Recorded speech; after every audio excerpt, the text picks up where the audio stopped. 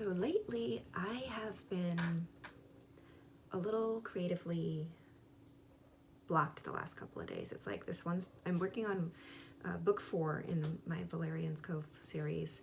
Book 3 goes live on Wednesday.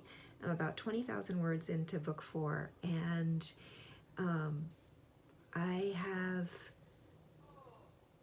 it almost seems like the whole story just told itself in the first 20,000 words, and I know that's not enough. There's still at least one very clear scene that I need to work in, and I know that it belongs at the end of the story, but there's about 60,000 words in between that I'm not entirely sure where it's going. And normally stories just whoosh, they just flow for me. So the question becomes, what happens next?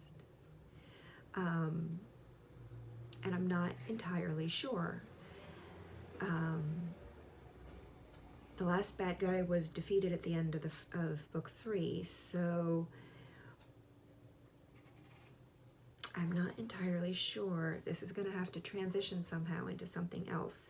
There's definitely new characters in book 4, and they're going to play a large part in the storyline, but I think this is kind of their setup book, and their story happens a little bit later after this initial introduction to them, I think. I'm not totally sure.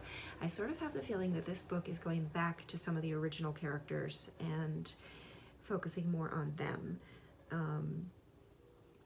But like I said, I don't know where it's going right now.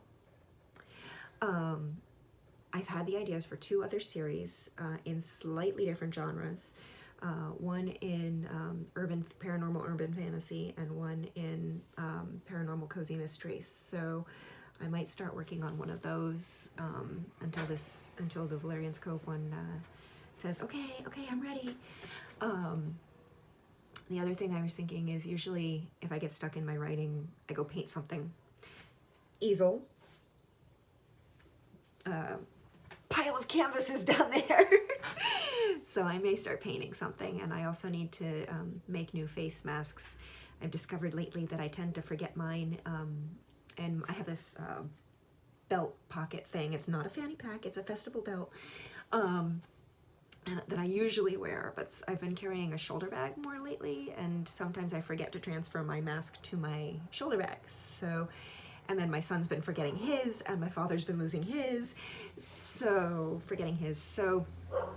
I need to make a bunch more, at least 2 more for each of us, probably. Good thing is I have a whole stack of fabric over there. I don't know if you can see it in the corner, but that metal shelving unit over there is full of fabric, and so is that box on the floor.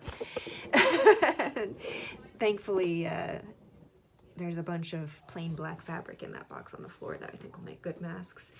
And I have some fabric paints in one of the baskets on top of my bookshelf over there, where I store most of my art supplies and my knitting supplies. So I think under my basket of yarn, at the bottom of that basket, I think I have some fabric paints, and I think I might paint on my masks. That would work. And I also have a shawl and a dress and 2 tops laid out, I think, that I need to sew. So I have other creative things to do, and that's what I do when I get stuck in one form of creativity, is I go and do something in another one for a few hours, and usually that's enough to unblock it. I discovered that the editing software I was using did not catch a lot of stuff, and thankfully my mom read one of my manuscripts and pointed out a few things. So I ran it back through a different software that I have, and it caught so much more. It caught almost all her edits. There were 2 more that she caught that the software didn't, so yay for my mom. So I will be doing this the long way from now on. The more thorough software takes a little bit more effort on my part, but that is okay, because I want them to be as perfect as I can get them. You know, perfect is as perfect does. You know, there's no such thing as perfection, but I want them to be as good as I can get them before I upload them, of course. So Valerian's Cove Book 3 goes live July 15th. That's this Wednesday. That one's called The Sword of Fire. And Book 4 should, assuming I get myself unblocked, should go live September, I think. I'm not extremely regular in my releases, but they have been, I try to get them as soon as possible, because I have so many authors that I enjoy reading, and sometimes when books come out a year apart in a series, I read so quickly that I'd almost rather wait until the whole series is finished before I get into it, or at least there's like three to five books that I can read through ready, because I read so fast. I mean, I could read a good book in an hour less. I mean, I can read the Harry Potter books in under 3 hours. So I try to get my books out as quickly as I can, because I want any reader who reads like I do to be able to have continuity and not have to wait for a long time. And I know that, you know, once I have the other 2 series up and going and I'm writing, you know, a book in each series, then it's gonna, the spaces are gonna be a little bit longer, but I still want to do the best that I can to get them out as quickly as possible, but still have them consistent and well written, because that's important. I mean, I wouldn't read a book that I didn't consider was well written.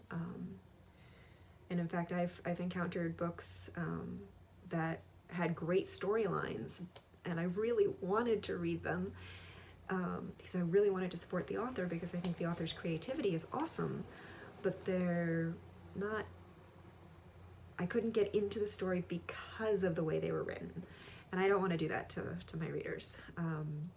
So, I mean, I write in a way that I enjoy reading, so hopefully people who read the same way I do will enjoy my stories. It's a beautiful day here in Santa Cruz today. It's all sunny, and there have been flocks of seabirds. Yesterday, you know, my father moved out here from New Hampshire in January, and he has not gotten the full year's experience of the sea life and the weather around here yet. So sometimes we see these immense flocks of seabirds out on the bay. Monterey Bay is right there, like 100 feet away. Yesterday those flocks were out, and they were just swarming. There must have been something tasty in the bay, because they were just all over. They fly about 2 feet above the water, just whoosh, huge flocks of them. And it's like the birds. Anyway, that was a little tangent, but it's just, nature inspires me. So, anyway, unblocking creative blocks. I think that's where I was going with this. So the idea is, if you get stuck in one form of creativity, go do something else. Cook, paint, write, draw, pottery. Pottery's a good one. Sew something, make clothing, make a design for clothing. You know, learn a new software program, learn Illustrator. If you're mainly writing in writing in Scrivener, go learn something else. Or if you're creating cover designs in Photoshop, go learn how to create vectors in Illustrator, or learn how to do the whole cover put together in InDesign. There are some awesome tutorials for InDesign for cover design.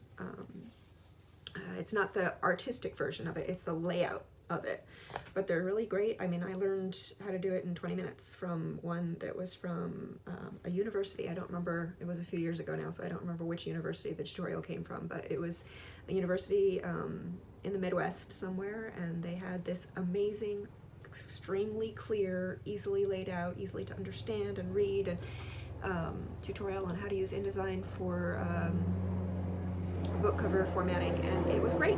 20 minutes, done. The military is flying over again. One thing about Santa Cruz is Monterey. They have several military bases out there, and occasionally the helicopters and the planes. The upshot of that is when they do the Watsonville Air Show every year, we get the Blue Angels. And then there's a small Watsonville airport nearby, and people often come out and do tricks over the bay, so that's kind of cool to see. But yeah, creativity is fun. You know, the other thing that I do sometimes is movement. You know, I put on lots of music and dance. I do that when I'm painting. I dance and sing along while I'm painting. And I have a couple of big dance hoops, and sometimes in the evening I'll go outside and do some hooping. So movement is fun. Movement is definitely fun. I also take lots of walks. I do yoga.